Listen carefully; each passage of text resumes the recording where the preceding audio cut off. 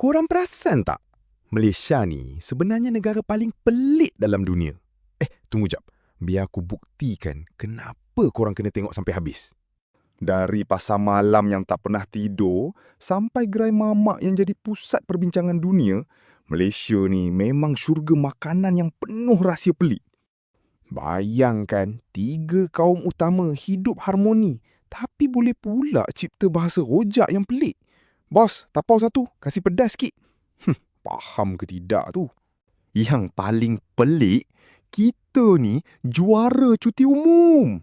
Negara lain kerja macam kuda, kita cuti sana sini. Sampai kalender pun naik pening nak susun jadual.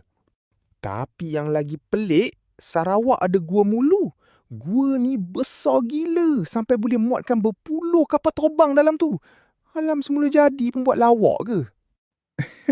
Paling lawak makan nasi lemak, sambal sampai berpuluh jantan, muka merah padam. Tapi bila tanya, tak pedas pun lah, sambil air mata meleleh. So, apa fakta paling pelik korang tahu pasal Malaysia? Komen kat bawah sekarang. Jangan lupa like dan follow untuk lebih banyak cerita pelik.